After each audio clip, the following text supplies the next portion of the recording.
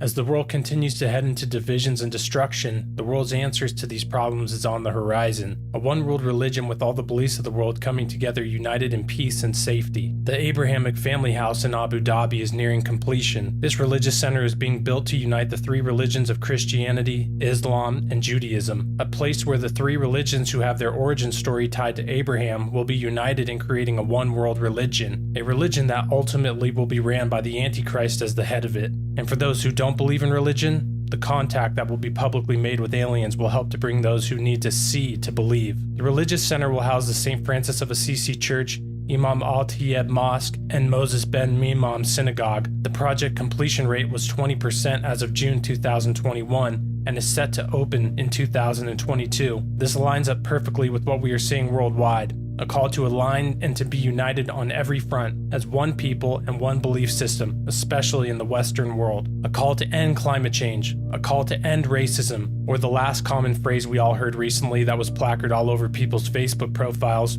"It takes all of us." This is lining up exactly with how it's supposed to be with the end times unity that will be required for the Antichrist to take complete control of the world. Revelation 13:7-8, referencing the Antichrist, the first beast. Also, it was allowed to make war on the saints and to conquer them, and authority was given it over every tribe and people and language and nation, and all who dwell on the earth will worship it. Everyone whose name has not been written before the foundation of the world in the book of life of the Lamb who was slain. The beast will demand full control and full worship, and the second beast, the false prophet, will be his enforcer and deceiver to bring all into this one-world unity of deception. Revelation 13:11-18, the second beast. Then I saw another beast rising out of the earth. It had 2 horns like a lamb and it spoke like a dragon. It exercises all the authority of the first beast in its presence and makes the earth and its inhabitants worship the first beast whose mortal wound was healed. It performs great signs, even making fire come down from heaven to earth in front of people. And by the signs that it's allowed to work in the presence of the beast, it deceives those who dwell on earth, telling them to make an image of the beast that was wounded by the sword, and yet lived. And it was allowed to give breath to the image of the beast, so that the image of the beast might even speak, and might cause those who would not worship the image of the beast to be slain. Also it causes all, both small and great, both rich and poor, both free and slave, to be marked on the right hand or on the forehead, so that no one can buy or sell unless he has the mark, that is, the name of the beast or the number of its name. This calls for wisdom. Let the one who has understanding calculate the number of the beast, for it is the number of a man, and his number is 666. The one-world unity of religion through the false belief that God is the God of all religions is what's being set up. But what about the people who don't believe in God? We see the one-world religion being set up, but how will the Antichrist deceive the large number of people who don't believe in God or who don't follow Abrahamic religions such as Christianity, Islam, or Judaism? By performing false signs and false miracles. As mentioned in Revelation 13, the Antichrist will receive a deadly head wound and then, through a satanic miracle, be healed. Then the false prophet will perform signs such as calling down fire and giving breath to an image of the Antichrist. I believe some of these deceptions will include the satanic communion with aliens. It's undeniable that UFOs and other worldly crafts and beings are existing in our time and space. It's openly admitted by military officials in the most powerful nation of the world. Think of all the people who reject God and the truth of the Bible. What God do they follow? Science. The false god of following science, and everything anyone who claims to be a doctor or scientist says is the new false god of the people who reject the Father. These people who blindly trust anything that's said on the TV or their favorite mainstream media website will be crying with excitement when the extraterrestrial from another planet arrives, validating their belief in evolution and their pride in the false fact that the Bible is false and made up, because where in it does it describe these beings and their savior? Even more so, the demonic fallen entities could have false proof, even falsified videos broadcasted worldwide on how they terraformed Earth to have all this water, created human beings,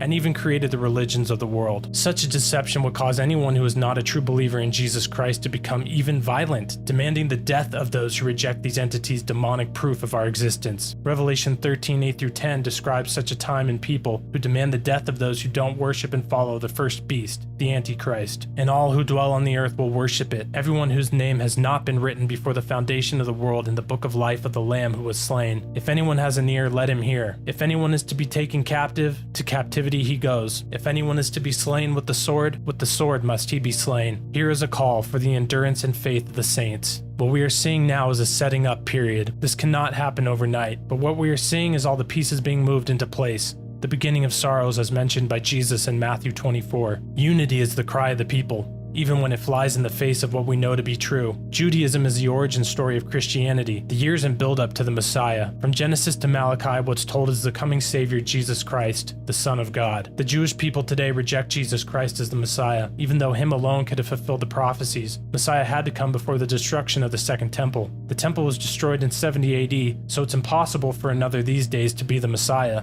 yet they still are expecting one. The beliefs of Islam in the Quran were written hundreds of years after the last biblical text, the Book of Revelation. It's extremely clear to see that many of the stories in the Quran are plagiarized from biblical texts. Jesus himself is even in the Quran, but Muhammad chose to make up his own stories about him, leading to the creation of the Islamic religion, who believes and violently proclaims that Jesus is not one with God or the Son of God. One of Islam's most holy sites, Al-Aqsa Mosque, even says on the writing on it, God has no son. A verse from the Quran, Surah, verse 17, 111. The fact that Jesus is denied as the Messiah and the Son of God by Judaism and Islam are the two qualifiers that the Bible and God demand we follow in order to be saved. 1 John 5:10. The one who believes in the Son of God has the testimony in himself. The one who does not believe God has made him a liar, because he has not believed in the testimony that God has given concerning his Son. The one factor that would make us part of one family and in perfect unity is the one factor that both Judaism and Islam reject about Christianity. It only makes sense that the coming enemy goes by the title Antichrist. It's the same thing that every other person of the world who doesn't follow Jesus believes, whether of a different religion or a follower of scientism. Their number one factor they all share in common is being anti-Christ. We are seeing it all around us. The antichrist systems and beliefs are being spread all throughout the earth, and at the same time we are seeing God's true followers become more bold, and miracles and great salvations are taking place all across the earth. God wins at the end of the day, and Christians aren't supposed to be fearful during these times. We have a great glory and eternal peace to look forward to. God will guide and deliver us through all the coming trials and tribulations. As Christians, the goal is unity, but unity under Jesus Christ, with him as the head and us as the body. Two passages that are fitting here are Matthew 5:46 through 47 and Matthew 9:37 through 38, because just as we were once lost in the world and its deceptions, so are the people who have yet to receive Jesus the Son of God as their Savior, and they are desperately in need of him, and we are called to bring his truth and good news to them. Matthew 5:46 through 47. If you love only those who love you, what reward is there for that? Even corrupt tax collectors do that. If you are kind only to your friends, how are you different from anyone else? Even pagans do that. And Matthew 9:37 through 38. Then he said to his disciples, the harvest truly is plentiful, but the laborers are few. Therefore pray the Lord of the harvest to send out laborers into his harvest. And I'll leave you with a verse of encouragement from the mouth of Jesus Christ, the Messiah, the Son of God. Now when these things begin to happen, look up and lift up your heads, because your redemption draws near.